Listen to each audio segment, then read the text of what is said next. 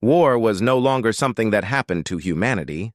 War was something humanity had decided to become very, very good at. Dr. Peter Chen stood in the research facility buried 3 kilometers beneath the surface of Mars and watched humanity evolve. Around him, teams of scientists and engineers worked at a pace that should have been impossible.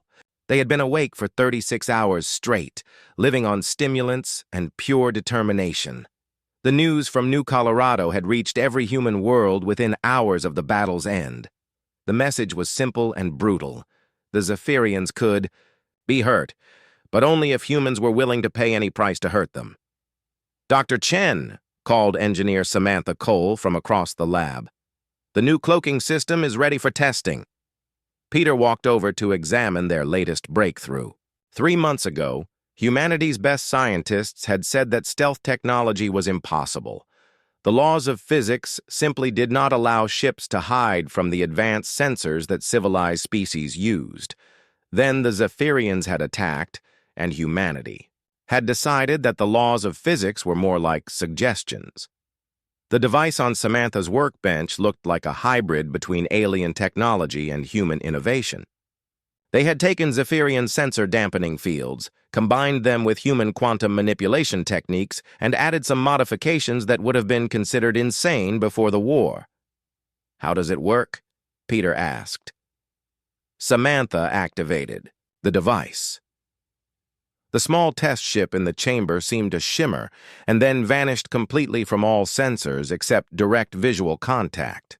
"We figured out that the Zephyrians designed their sensors to look for specific energy signatures," she explained. "So we built a system that makes our ships look like background cosmic radiation. As far as their instruments can tell, there is nothing there but empty space." Peter nodded. It was elegant, dangerous, and completely against every safety protocol humanity had developed for space technology. In other words, it was exactly what they needed. "How long until we can install these on our ships?" "First production models will be ready in a week. We can retrofit the entire remaining fleet in a month if we push hard enough." Across the solar system, similar scenes were playing out on every human world. The species that had spent centuries exploring space peacefully had transformed itself into something the galaxy had never seen before, a civilization entirely focused on war. General Maria Santos reviewed the latest reports from the Human War Council and felt both pride and horror at what her species had accomplished. In 4 months, humanity had gone from having a small defensive fleet to operating the most advanced military research program in known space. But the cost was enormous. Every human world had been converted to wartime production. Children learned mathematics by calculating missile trajectories. Artists designed camouflage patterns and psychological warfare materials. Even religious leaders had adapted their sermons to boost morale and encourage sacrifice for the war effort. "General," her aide announced, "Commander Morrison is here for the briefing." Jake Morrison entered the war room looking like he had aged 10 years in the past few months. His hair had gone gray at the temples, and his eyes held the hard look of someone who had seen too much combat. But he moved with the confidence of a man who had learned how to win battles against impossible odds. "Jake," Maria said, "tell me about Operation Ghost Hunt." Jake activated the holographic display and showed the results of humanity's new warfare strategy. Instead of defending fixed positions, human forces had become completely mobile. Every ship, every weapon, every person was constantly moving through space, striking at Zephyrian targets and then vanishing before the aliens could respond. "We hit 17 supply convoys last week," Jake reported. "The Zephyrians are having to use half their fleet just to protect their own shipping lanes. Their advance has slowed to almost nothing. Casualties? Light on our side. We lost 3 ships and maybe 50 personnel. The Zephyrians lost over 2,000 soldiers and enough supplies to feed a battle fleet for 6 months. Maria studied the numbers. The math was simple. Humanity could not match the Zephyrians in direct combat, but they could make the war so expensive that the alien alliance would collapse under its own weight. What about the psychological warfare program? Jake's expression darkened. Dr. Miller's teams have been very effective. The Zephyrians are starting to show signs of stress. Their communications traffic includes reports of panic attacks, nightmares, and refusal to serve on ships assigned to human space. The psychological warfare program was perhaps humanity's most disturbing innovation. Dr. Angela Miller had studied the 4 species that made up the Zephyrian collective and identified specific fears and weaknesses in each one. Human forces now tailored their attacks to exploit these psychological vulnerabilities. Against the insect-like Kextai, humans used sonic weapons that disrupted their communication frequencies. The aquatic Mordun species found themselves facing attacks that specifically targeted their need for high-humidity environments. Each alien race discovered that humans had studied them and learned exactly how to make them afraid. Captain Nicole Wright floated in the command center of the UHS Shadow Runner and watched her crew prepare for another deep penetration mission. Her ship was one of the new stealth vessels, equipped with the cloaking technology that made it invisible to Zephyrian sensors. But the Shadow Runner was not designed for combat. It was designed for something much more dangerous, gathering intelligence from inside Zephyrian space. "Captain," her navigator announced, "we are approaching the target system. Zephyrian fleet detected approximately 50 vessels." Nicole smiled. 50 ships would have been an overwhelming force just 6 months ago. Now they represented targets of opportunity for humanity's new way of fighting. "Take us in close. I want detailed scans of their flagship. And remember, we are not here to fight. We are here to learn." The Shadow Runner slipped through the Zephyrian fleet like a ghost. Nicole's crew recorded everything: ship designs, weapon specifications, communication frequencies, command protocols. Most importantly, they listened to the alien communications and learned about their fears. The Zephyrians were talking about humans constantly now, not as primitive enemies to be conquered, but as something unprecedented and frightening. Nicole heard one alien officer describe human tactics as warfare by madmen who have forgotten how to fear death. Another transmission caught her attention. A Zephyrian science officer was reporting to his command about human behavior patterns. "They do not fight like any species we have studied," the alien said. "Every battle teaches them new techniques. They are adapting to warfare itself." Nicole ordered her communications officer to record everything. This intelligence would go back to human command, where Dr. Miller's teams would analyze it and find new ways to exploit Zephyrian weaknesses. On the surface of Titan, Captain Steve Davis prepared his special operations team for their most dangerous mission yet. They were going to infiltrate a Zephyrian research facility and steal the technical specifications for the aliens' most advanced weapons. But this was not a typical military operation. Davis's team included not just soldiers, but scientists, engineers, and hackers who could make sense of alien technology. Humanity had learned that winning the war required more than just fighting battles. They needed to steal, copy, and improve every piece of enemy technology they could get their hands on. "Remember," Davis told his team as they boarded their stealth, "transport. We go in quiet, grab everything we can carry, and get out without being detected. If they realize we were there, the whole operation is worthless." The mission succeeded beyond their wildest expectations. Not only did Davis's team steal the weapon specifications, they also planted monitoring devices throughout the Zephyrian facility that would provide intelligence for months to come. More importantly, they left behind evidence of their presence, not enough to trigger immediate security responses, but enough to make the Zephyrians realize that nowhere in their territory was truly safe from human infiltration. Back on Earth, Admiral Kate Sullivan reviewed the latest strategic reports and realized that humanity had reached a turning point. They were no longer fighting for survival. They were fighting to reshape the balance of power in the entire galaxy. The Zephyrian collective was discovering that their quick, clean conquest had turned into a grinding war of attrition that favored the humans. Every month that passed made humanity stronger and more dangerous, while the alien alliance struggled to maintain unity among species that had never faced an enemy like this. "Admiral," her aide announced, "we are receiving a transmission from Zephyrian space. It appears to be from their leadership council." Sullivan activated the communication system. The face that appeared belonged to Zal-Nth Prime, the supreme leader of the collective. The alien looked exhausted and worried. "Admiral Sullivan," Zal-Nth said, "I am contacting you to discuss terms for ending this conflict. Surely we can find a peaceful solution that benefits both our species." Sullivan studied the alien leader for a moment before responding. 6 months ago, she would have jumped at the chance for peace negotiations. Now she understood that humanity had passed the point where simple survival was enough. "Zal-Nth Prime," she said calmly, "I appreciate your desire for peace, but you started this war because—" 3 weeks later, Zektar Voss studied the tactical display aboard his flagship and felt confused for the first time in his military career.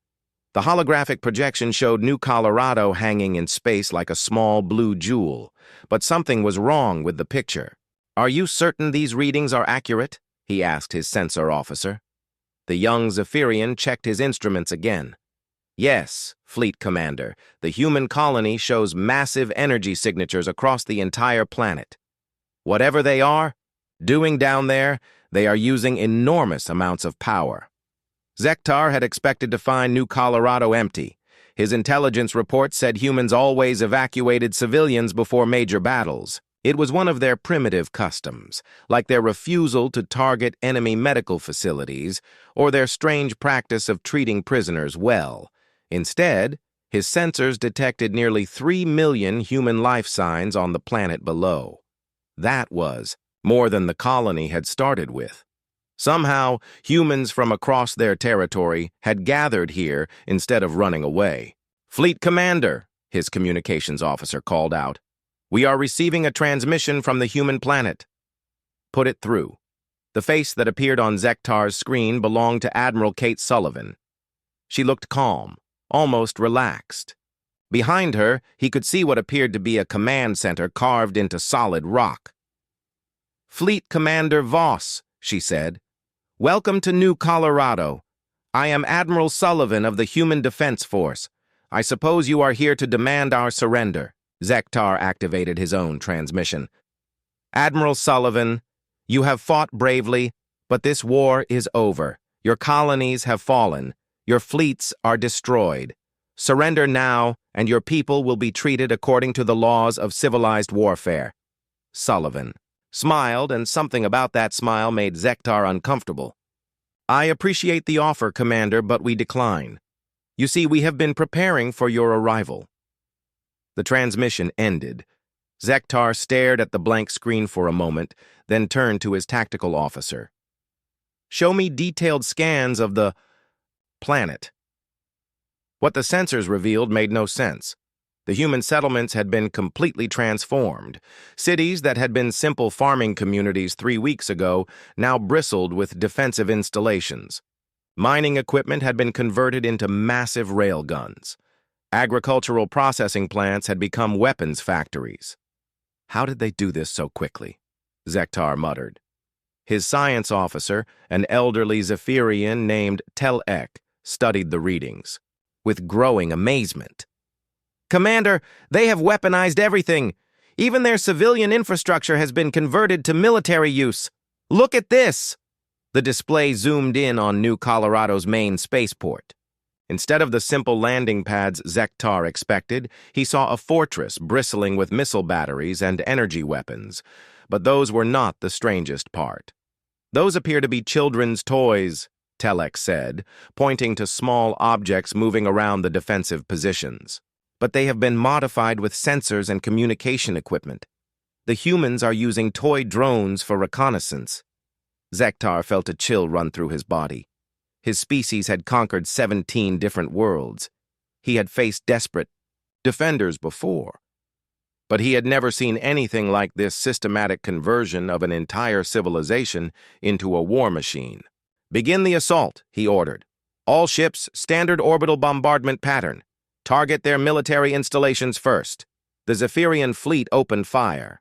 Hundreds of plasma beams lanced down toward New Colorado's surface, striking the obvious: defensive positions. For a moment, Zektar felt satisfied as he watched explosions bloom across the planet. Then the humans fired back. The counterstrike came from everywhere at once. Weapons that had been disguised as ordinary buildings revealed themselves and sent torrents of fire into space. But these were not normal human weapons. Somehow, in 3 weeks, the colonists had reverse-engineered captured Zephyrian technology and built their own versions. "Impossible," Telek whispered, as his sensors registered the energy signatures. "Those are our own plasma cannons. How did they learn to build them?" The answer came in the form of a small human shuttle that launched from the planet's surface. Instead of trying to escape, it flew directly at Zektar's flagship. Point defense systems tracked and destroyed it easily, but not before it transmitted a message. Dr. Lisa Park's face appeared on every screen in the Zephyrian fleet.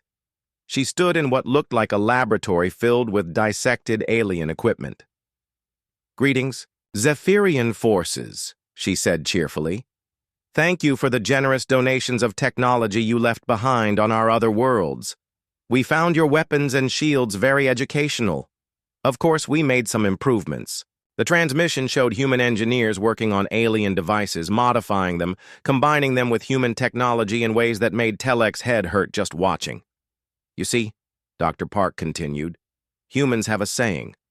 Necessity is the mother of invention. You gave us the greatest necessity of all, the need to survive. We have been very inventive." The shuttle exploded, cutting off the transmission. But the damage was done. Zektar could see the uncertainty spreading through. His fleet, his officers had expected to fight primitive humans with simple weapons. Instead, they faced an enemy that had somehow mastered alien technology in less than a month. On New Colorado's surface, Colonel Ryan Hayes crouched in a bunker that had been a shopping mall just 3 weeks earlier. Around him, his soldiers waited for the ground assault that would surely follow the orbital bombardment. But these were not normal soldiers. Hayes commanded farmers, shop owners, teachers, and children, barely old enough to hold weapons. The Zephyrians had forced every human on New Colorado to become a warrior, and they had embraced that role with terrifying enthusiasm. "Colonel," his communications officer called out, "we have movement in Sector 7. Zephyrian dropships coming down." Hayes smiled grimly. The aliens were finally sending ground troops. They would discover that New Colorado's colonists had been busy doing more than just building weapons. The Zephyrian soldiers that landed expected to fight a conventional battle against human military forces. Instead, they found themselves in a nightmare maze where every building was a trap, every street was a killing ground, and every civilian was a potential enemy. Hayes watched through his reconnaissance drones as alien troops advanced cautiously through the main settlement. They moved in proper military formation, following their training, doing everything right according to the rules of warfare they knew. Then the ground exploded beneath their feet. The humans had spent 3 weeks turning their cities into elaborate death traps. Sewers became tunnels for surprise attacks. Basements became bunkers connected by underground passages. Even the children's playgrounds had been rigged with explosives and hidden weapon emplacements. But the most disturbing thing for the Zephyrian troops was the humans themselves. They did not fight like any species the aliens had encountered. They seemed to take personal pleasure in making their enemies afraid. Lieutenant Alex Kim flew his fighter through the orbital battle and marveled at what his species had accomplished. The human ships in the fleet looked nothing like they had 3 weeks ago. Every vessel had been modified, upgraded, and armed with new weapons that combined human creativity with alien technology. But more than that, the humans were fighting differently. Instead of trying to match the Zephyrian ship, they used tactics that no sane military would consider. Human pilots rammed their fighters into enemy vessels. Cargo ships loaded with explosives flew suicide runs against major targets. The Zephyrians had superior technology, but they were not prepared for an enemy that treated their own lives as just another weapon to be used strategically.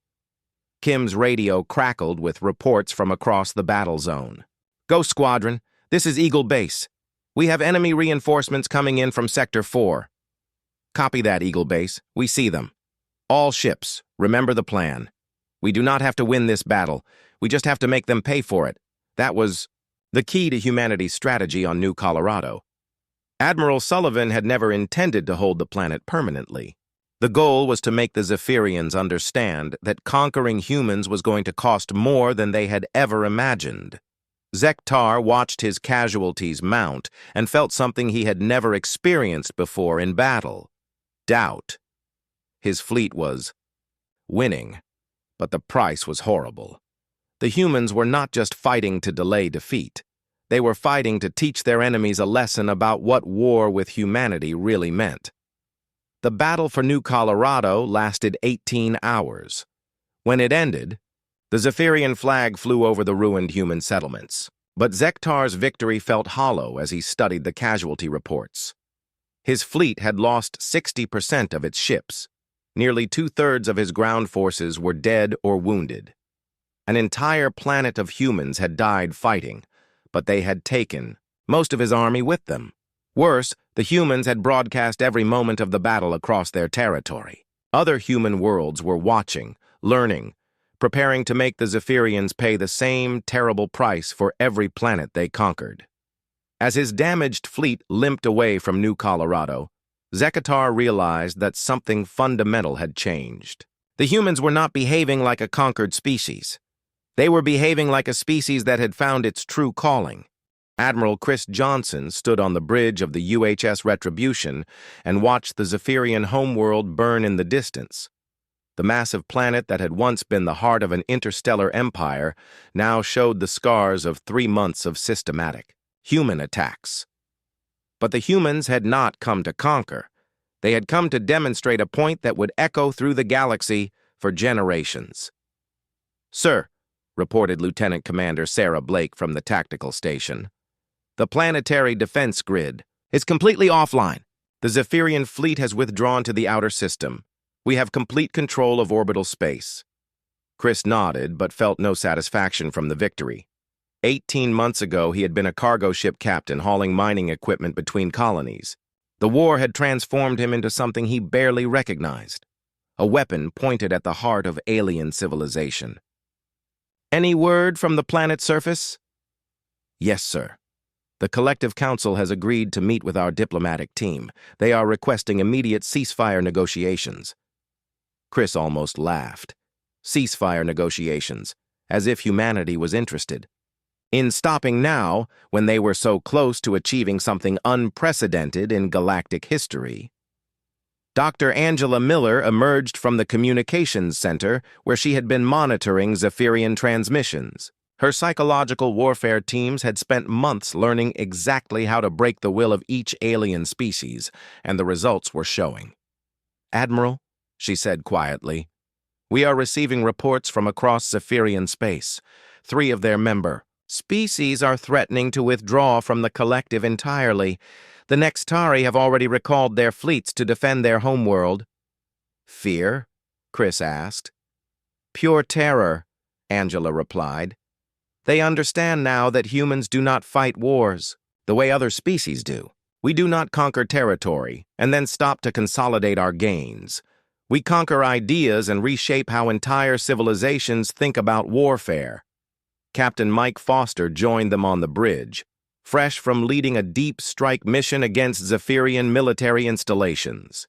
His special operations teams had become legendary throughout alien space, not for their brutality but for their ability to appear anywhere and strike targets that should have been completely secure. "The research facility on Kethmore is secured," he reported. "We found something interesting in their files. Mike activated his portable display, showing classified Zephyrian documents his teams had captured. The text was in multiple alien languages, but human computers had learned to translate collective communications with frightening efficiency. "This is a strategic analysis prepared by their war college," Mike explained. "It is titled Human Combat, Psychology, a Study in Evolutionary Warfare." Listen to this. He read from the translated document. "Human military doctrine appears to be based on the principle that warfare itself is a form of natural selection. Each battle teaches them new techniques. Each defeat forces them to develop better strategies. The longer the war continues, the more dangerous they become." Chris studied the alien analysis with professional interest. It was accurate, which meant the Zephyrians finally understood what they were fighting. "What else did you find?" Mike scrolled through more documents. "Recommendation: immediate termination of hostilities with human forces. Continued warfare will result in the emergence of a species that views conflict as their primary survival mechanism. The collective cannot win a war against enemies who treat death as a tactical advantage." Dr. Miller nodded grimly. "They are starting to understand that we did not just adapt to their attack. We evolved because of it. Every human who died at New Colorado taught the survivors how to kill aliens more efficiently. The transformation of humanity had been remarkable even by human standards. Children who had never seen violence before the war were now calculating optimal firing solutions for weapons that had not existed 2 years earlier. Elderly civilians had become experts in demolitions and guerrilla warfare. Artists and musicians had learned to design psychological weapons that could drive alien soldiers to panic attacks. But the most disturbing change was in human attitudes toward the war itself. The species that had once viewed conflict as a necessary evil now approached warfare with the enthusiasm of scientists discovering new natural laws. "Admiral," the communications officer announced, "we are receiving a priority transmission from Earth. It appears to be from Fleet Admiral Parker." The main screen activated to show Fleet Admiral Danny Parker, the supreme commander of all human military forces. Behind him, Chris could see the massive strategic display that tracked human operations across dozens of star systems. "Admiral Johnson," Parker said, "congratulations on the successful penetration of Zephyrian core space. Phase 3 of Operation Eternal Night is now complete. You are authorized to proceed with Phase 4. Chris felt a chill run through his body. Phase 4 was the implementation of humanity's ultimate strategic goal, the complete restructuring of galactic civilization around human military doctrine. "Sir," Chris replied, "the collective leadership has requested ceasefire negotiations. Should we consider their offer?" Parker's expression did not change. "Admiral, 2 years ago the Zephyrians attacked our colonies because they thought we were becoming too powerful. They wanted to teach us our place in the galaxy. Now we are going to teach them what happens when you try to educate humans through violence." The transmission ended, leaving Chris staring at a blank screen. Around him, his crew waited for orders. They all understood what Phase 4 meant. Humanity was no longer fighting to survive or even to win. They were fighting to remake the galaxy in their own image. On the planet below, the Collective Council met in an emergency session that would determine the future of their civilization. The 4 species that had ruled this region of space for centuries now faced a choice that none of them had ever imagined having to make. Zal-Nth Prime, the Collective's supreme leader, studied the reports from across their territory and tried to understand how everything had gone so wrong so quickly. The war that was supposed to last 3 weeks had dragged on for 2 years. The humans who were supposed to surrender after losing their first colonies were now attacking the Collective, homeworld itself. "The humans are not behaving like a defeated species," reported General Kextar, the military commander who had replaced the disgraced Zektar Voss. "They are behaving like a species that has found its evolutionary purpose." "What do you mean?" asked Council Member Veltara of the aquatic Morden species. "They do not fight to protect territory or resources," Kextar explained. They fight to prove that they can defeat any enemy, overcome any obstacle, survive any catastrophe. War has become their method of demonstrating superiority over the universe itself. The Nextari representative, an insect-like creature whose species was known for their logical thinking, provided the most disturbing analysis. We have been monitoring human communications and behavior patterns. The data suggests that they are no longer the same species that we originally attacked. Explain, Zal-Nth demanded. Humans appear to have undergone a form of accelerated social evolution triggered by existential threat. Their entire civilization has been restructured around military efficiency and technological advancement. They have become, in essence, a species-wide weapons system directed against any force that threatens their survival. The council chamber fell silent as the implications sank in. They had not just started a war with humanity. They had accidentally triggered an evolutionary process that had transformed their enemies into something unprecedented in galactic history. "What do they want from us?" asked Veltara. The answer came in the form of a transmission from the human fleet in orbit. Admiral Johnson's face appeared on the council chamber's main screen, and his expression showed no mercy or compromise. "Leaders of the Zephyrian Collective," he said formally, "I am Admiral Johnson of the Human Defense Force. I am here to present you with humanity's terms for ending this war." "We are prepared to discuss reasonable terms," Zal-Nth replied quickly. Johnson smiled, and something about that smile made every alien in the chamber feel cold. "I am not here to discuss terms. I am here to present them. You will accept our conditions completely, or you will face the consequences of continued warfare with a species that has made conflict into an art form." The human admiral activated a tactical display showing collective space. Red markers indicated human forces, and there were far more of them than anyone in the council had imagined possible. "2 years ago, you attacked us because you thought we were expanding too quickly," Johnson continued. "You wanted to slow down human colonization and teach us to respect the established order of the galaxy. Instead, you have achieved the opposite result." The display zoomed in on specific systems, showing the extent of human penetration into collective territory. Human forces were operating freely throughout alien space, striking targets at will and demonstrating that no Zephyrian world was truly safe. "You have taught us that the galaxy is a dangerous place where the strong prey upon the weak," Johnson explained. "You have taught us that peaceful coexistence is impossible with species that view diplomacy as a sign of weakness. Most importantly, you have taught us that we are very, very good at war." The transmission paused, allowing the implications to sink in. The human fleet raced through hyperspace, using the ancient navigation technology they had discovered. Admiral Jake Morrison stood on the bridge of the horizon, watching the strange blue-green tunnel of light that surrounded them. The ancient hyperspace routes were different from Federation technology. They were faster, smoother, and completely undetectable by normal sensors.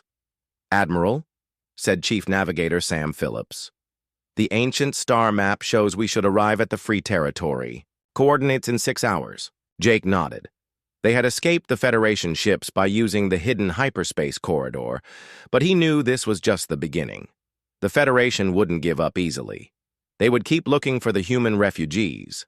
Dr. Nina Rodriguez, their new xenosociologist who had joined them from Haven Beta, was studying data about the Free Territories. "Sir, according to the ancient records, the Free Territory Council represents 47 different species, all of them exiles just like us." "What kind of exiles?" asked Dr. Amanda Walsh. "All kinds," Nina replied. "Species that were too warlike, too peaceful, too innovative, too traditional. Basically, anyone who didn't fit into the Federation's idea of normal." Paul Stevens, their best translator, had been working to learn basic phrases in the common Free Territory language. "Admiral, I've managed to decode some of their communication protocols. When we arrive, We should request an audience with the council rather than just showing up unannounced. Jake appreciated the advice, but he was more worried about how the free territory species would react to humans. Would they see refugees seeking help, or would they see potential invaders bringing Federation attention to their hidden realm? When the fleet emerged from hyperspace, Jake's breath caught in his throat. Before them lay a massive space station unlike anything he had ever seen. It was shaped like a flower, with dozens of curved petals extending from a central hub. Each petal was the size of a small city, and different sections showed the architectural styles of different species.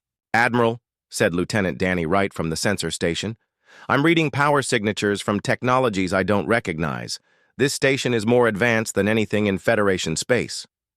"Life signs?" Jake asked. "Millions of them. Different species. Different atmospheric requirements. Somehow they're all living on the same station." Before Jake could give orders, a communication came through on frequencies the ancient computer had taught them to use. "Unknown human fleet, this is Free Territory Control. Please identify yourselves and state your business." Jake took a deep breath. This was the moment that would determine humanity's future. "Free Territory Control, this is Admiral Jake Morrison of the Human Colonial Fleet. We are refugees from Federation space, seeking sanctuary under the ancient accords." There was a long pause. Then a different voice came through, deeper and more musical. "Admiral Morrison, this is Council Leader Thane Brightstar of the Lumerians. Your arrival was foretold by the ancient prophecies. You and your diplomatic team are invited to meet with the Free Territory Council." Jake felt relief wash over him. At least they were willing to talk. 3 hours later, Jake found himself in the most diverse gathering he had ever seen. The council chamber was a huge circular room with sections designed for different species' needs. Some areas were filled with water for aquatic beings. Others had different atmospheric mixes or gravity settings. Council Leader Thane Brightstar was tall and thin, with skin that seemed to glow with soft light. His people, the Lumerians, looked like humans made of starlight. Beside him sat Admiral Krex of the Kajari, a massive warrior species with gray skin and multiple arms. The Kajari had been expelled from the Federation for being too aggressive in defending their territory. But the most interesting member of the council was the one called Echo. No one could tell what species Echo belonged to. It looked like a shadow that occasionally took solid form, and when it spoke, its voice seemed to come from everywhere at once. "Humans," said Council Leader Brightstar, "we have been watching your species with great interest. You have survived challenges that destroyed other exile groups." Jake stood to address the council. With him were Dr. Walsh, Paul Stevens, and Nina Rodriguez. "Honored council members, we come seeking not just sanctuary, but the chance to contribute to your civilization. We know we have much to learn, but we also have much to offer." Admiral Krex leaned forward, his multiple eyes studying Jake intently. "What can humans offer that we do not already possess?" Before Jake could answer, alarms began sounding throughout the station. Council Leader Brightstar's expression changed to one of concern as he received a communication through some kind of implant. "It seems we will discover what humans can offer sooner than expected," Brightstar said grimly. "A Federation invasion fleet has found our location. They demand the immediate surrender of all human refugees." Jake felt his heart sink. The Federation had followed them here, just as he had feared. Now the free territories would pay the price for helping humans. "How many ships?" Admiral Krex asked, already thinking like the warrior he was. 37 vessels, came the reply from a Lumerian technician, including 5 battleships and the dreadnought FSS Dominion. Echo's shadow form rippled with what might have been anger. "The Federation grows bold. They have never dared attack us directly before." "They're here because of us," Jake said. "This is our fault. We'll surrender ourselves if it will protect you." Council Leader Brightstar shook his head. That is not the free territory way. When the Federation exiles a species, we become responsible for their protection. Besides, this attack was inevitable. The Federation has been looking for an excuse to destroy us for centuries. Admiral Krex stood to his full 8-foot height. Then we fight. The Kajari have been preparing for this day since our own exile. Fighting alone will not be enough, Echo said in its strange, everywhere voice. The Federation fleet is too large. We need an advantage they do not expect. Jake suddenly had an idea. What if I told you that humans have been studying Federation tactics for 200 years? We know their weaknesses better than anyone. Go on, said Admiral Krex. And what if I told you that we've just discovered ancient technology that could give us an edge they've never encountered? Council Leader Brightstar's glowing skin brightened with interest. You have activated ancient systems? Some of them, Jake admitted. Our engineers have learned to integrate ancient power systems with human adaptability. We've created hybrid technologies that work differently than anything the Federation has seen. The next few hours were a blur of preparation. Jake worked with Admiral Krex to plan defensive strategies, while Dr. Walsh coordinated with Free Territory medics to set up emergency treatment centers. Paul Stevens helped establish communication protocols between different species command structures. But the real breakthrough came when Chief Engineer Ben Rodriguez arrived from the fleet with news that changed everything. Admiral, Ben said, excitedly, we figured out how to adapt the ancient crystal technology to our ship systems. It doesn't just provide power. It makes the ships more responsive, more efficient. And the best part is, it's completely invisible to Federation sensors. How invisible? Asked Admiral Krex. Their targeting computers can't lock onto us, Ben explained. Their energy weapons lose coherence when they try to hit crystal-enhanced hulls. It's like we're fighting ghosts. The battle began badly for the Free Territories. The Federation fleet, commanded by Admiral Kane from the massive dreadnought, FSS Dominion, used overwhelming firepower to break through the station's outer defenses. Traditional Free Territory ships, despite their advanced technology, were no match for the Federation's numerical advantage. But then the tide began to turn. Human ships enhanced with ancient crystal technology appeared and disappeared like phantoms on the Federation sensors. They struck Federation vessels and vanished before return fire could find them. More importantly, humans began coordinating the Free Territory defense in ways the different species had never managed before. Jake found himself commanding a mixed fleet of Lumarian energy ships, Kajari warriors, and mysterious Voidwalker stealth craft, all working together with perfect precision. Admiral Kane, Jake broadcast on open frequencies. This is Admiral Morrison. You came here hunting humans. Well, you found us. But you also found our new friends. The response came quickly, filled with anger. Morrison, surrender now, and we might show mercy to your accomplices. I have a counteroffer, Jake replied. Leave now, and we won't have to show you what humans can do when we're really motivated. The battle raged for 6 hours. Human tactical innovations combined with Free Territory advanced technology proved superior to Federation brute force. Jake watched as pilot Sarah Kim led mixed fighter squadrons using cooperative tactics no single species could have developed. Dr. Walsh's emergency medical protocols saved thousands of lives across multiple species.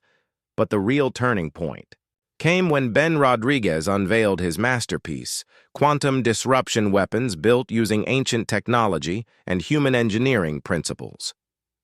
The weapons didn't destroy Federation ships. Instead, they disabled them completely, leaving the crews alive but helpless. When the FSS Dominion itself was disabled by a coordinated human attack, Admiral Kane finally accepted defeat. His remaining ships? Our terms are simple, Johnson concluded. The collective will be dissolved. Each member species will govern itself in fleet. Admiral Danny Parker stood in the war room deep beneath the surface of Earth and watched the final phase of humanity's transformation.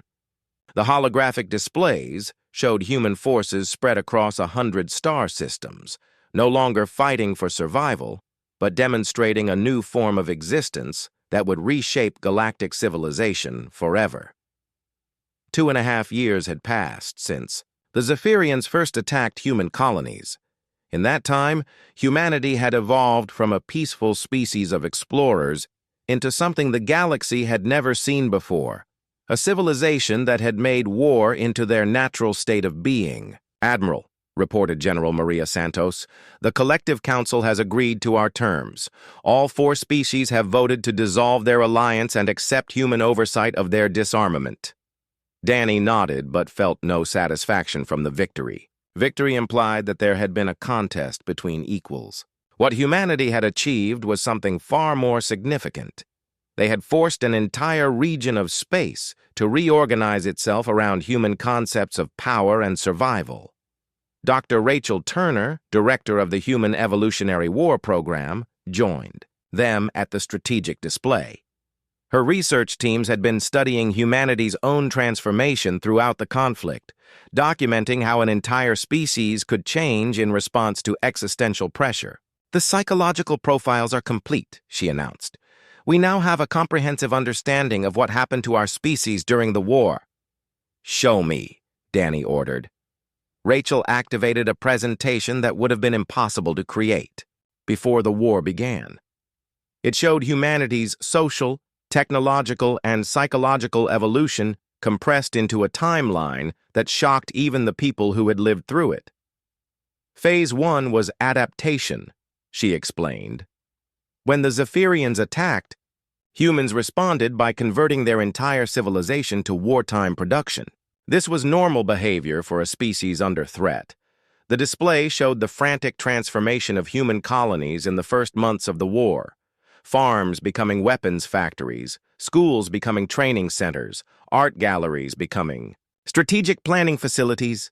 Phase 2 was innovation, Rachel continued. Humans began developing new technologies and tactics at a rate that should have been impossible. We were not just adapting to war, we were evolving through it. The timeline showed the incredible pace of human advancement. Technologies that should have taken decades to develop were perfected in months. Military doctrines that required years of testing were implemented immediately and improved through actual combat. Phase 3 was transformation, Rachel said, and her voice carried a note of awe that bordered on fear. Humanity stopped being a species that fought wars and became a species that was war. Every aspect of human civilization was restructured around the concept of conflict as evolution. Danny studied the data with professional fascination. The numbers were staggering. In 30 months, humanity had advanced its technology base by centuries. More importantly, they had fundamentally altered their approach to existence itself. "What about Phase 4? He asked. Rachel paused before answering. "Phase 4 is happening now. Humanity is teaching the galaxy that peaceful coexistence requires the constant threat of overwhelming violence. We are becoming the immune system of galactic civilization." Captain Mike Foster entered the war room carrying reports from across human space.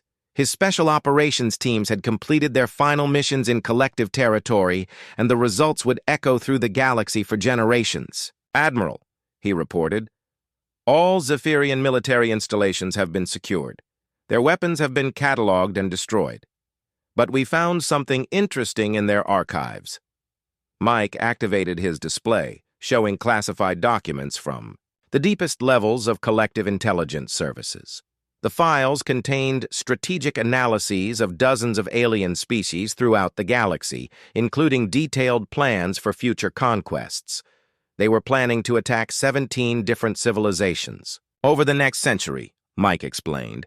"The war with us was just the first step in a campaign to dominate this entire region of space." Danny felt a cold rage building in his chest. The Zephyrians had not just attacked humanity randomly, they had been planning to systematically conquer. Every species that showed signs of becoming a potential threat to their hegemony. How many species were on their target list? Over 50, Mike replied, including several that are not even spacefaring yet. They were going to attack civilizations that had not even developed interstellar travel. The implications were staggering.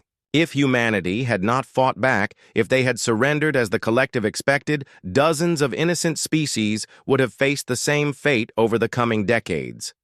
Admiral, General Santos said quietly, "We need to inform the other species about what we discovered." Danny considered this carefully. The information about Zephyrian expansion plans would justify everything humanity had done during the war. But it would also establish a precedent that would change galactic politics forever. "Send copies of all files to every known spacefaring civilization," he ordered. "Let them understand what the collective was planning. And let them understand why humanity responded the way we did." On the bridge of the UHS Retribution, Admiral Chris Johnson received new orders that would define humanity's role in galactic civilization for centuries to come. The war with the collective was officially over, but humanity's mission was just beginning. "Admiral," his communications officer announced, "we are receiving a transmission from the Altarian Republic. They are requesting human assistance with what appears to be a military threat from an unknown species." Chris smiled grimly. The Altarians were a peaceful trading civilization that had never developed significant military capabilities. 6 months ago, they would have appealed to the collective for protection. Now they were asking humans for help. "Reply that we will investigate their situation immediately," he ordered, "and prepare the fleet for deployment to Altarian space." His crew moved with the efficient precision that had become the hallmark of human military operations. They were no longer just soldiers. They were ambassadors of a new form of galactic order based on the principle that aggressive species would face immediate and overwhelming retaliation. Dr. Angela Miller monitored alien communications from across the galaxy and documented humanity's emerging role as the enforcer of galactic peace. The psychological impact of the war had spread far beyond collective space. "Admiral Johnson," she reported, "we are detecting significant changes in behavior, patterns among aggressive species throughout the galaxy. 3 different civilizations have abandoned planned military campaigns against weaker neighbors." "Fear?" Chris asked. "Rational calculation," Angela replied. "They have observed what happened to the collective and concluded that attacking peaceful species now carries the risk of human intervention. We have become the factor that changes the equation of interstellar conflict." On dozens of worlds throughout human space, the transformation continued. Children who had grown up during the war knew nothing of humanity's peaceful past. They had been raised in a civilization where every citizen was expected to contribute to the species' military capability, but this was not militarism in the traditional sense. Humanity had not become aggressive or expansionist. Instead, they had become something far more dangerous, a species that viewed the defense of peaceful civilization as their evolutionary purpose. Lieutenant Alex Kim, now promoted to captain, and commanding his own vessel, patrolled the border between human and former collective space. His mission was to monitor compliance with the disarmament agreements and ensure that no Zephyrian faction attempted to rebuild their military capabilities. "Captain," his sensor operator reported, "we are detecting unauthorized weapons construction on the Mordun homeworld. It appears to be a small facility, but it is definitely producing military equipment." Alex did not hesitate. "Set course for the Mordun system, maximum speed, and send a message to Fleet Command. Let them know we may need to implement enforcement protocols." The enforcement protocols were humanity's answer to the problem of maintaining peace in a galaxy where violent species still existed. Any attempt to rebuild military capabilities without human approval would result in immediate intervention. Within hours, Alex's ship arrived at the Mordun homeworld. The illegal weapons facility was destroyed without warning or negotiation. The message was simple and clear. Humanity would tolerate no return to the old system where the strong preyed upon the weak. Fleet Admiral. Parker reviewed the final reports from across human space and realized that the species had achieved something unprecedented in galactic history. They had not just won a war, they had transformed the fundamental nature of interstellar relations. The galaxy is learning to fear us, he told his staff during their final briefing on the war. But more importantly, it is learning to respect the peace that fear creates. General Santos provided the strategic overview that would guide human policy for generations to come. We estimate that active military deterrence will be necessary for approximately 50 years. After that, the psychological impact of this war should be sufficient to maintain stability without constant intervention. Dr.